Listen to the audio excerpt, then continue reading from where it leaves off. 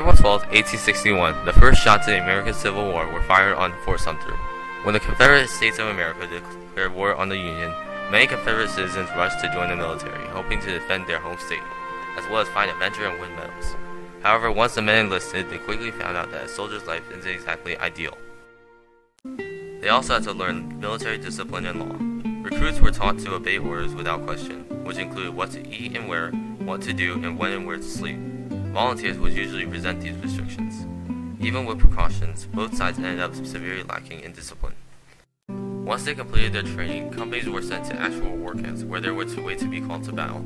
To many, the camp seemed that first like a paradise. One recruit wrote, "We arrived safely here yesterday evening. I am well and getting on finely. I never enjoyed better health in my life." A typical day at the camp could be described as merely routine and drills. Each day, the soldiers had to get up at 5 to 6 a.m., depending on the season, to begin their daily drills. All soldiers had to show up or risk punishment. Obviously, drills were not a favorite part of the soldiers' day. One soldier said, "The first thing in the morning is drill, then drill, then drill, then drill again, then drill, drill, drill, a little more drill, then drill, and lastly drill. Between drills, we drill and sometimes stop to eat a little and have roll call."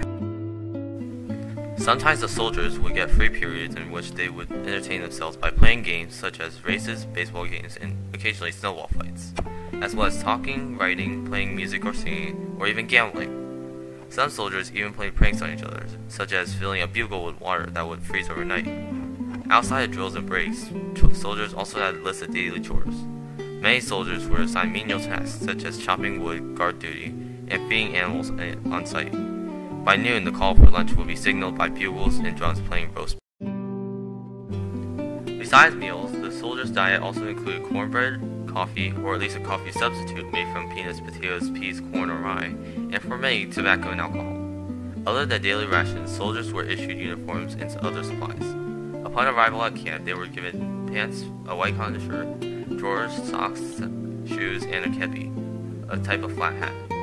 Although no specific uniform was really issued to the Confederate ranks, there was a uniform code that called for a short gray jacket and light blue trousers.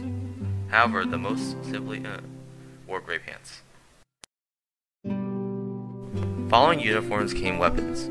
Although many different rifles were used, the Springfield .58 caliber rifle musket was the most common. Other infantry weapons included a small Colt revolver or pistol and a sword for higher-ranking officers.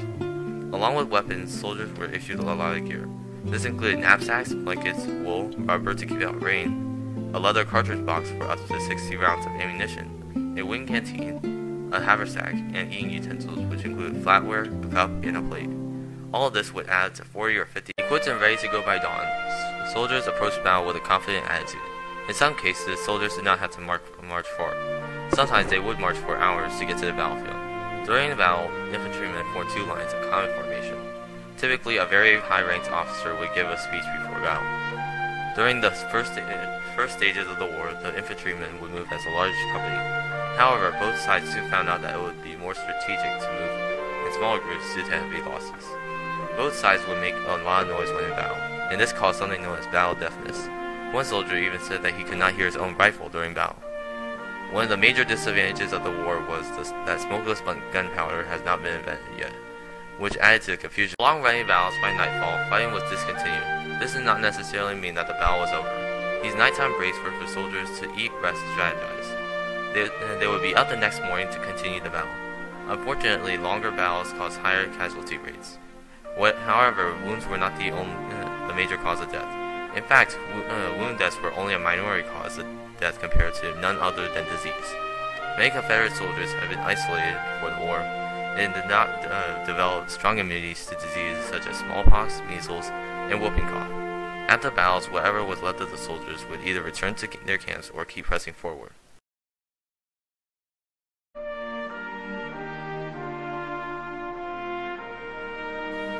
In 1865, the American Civil War finally came to an end.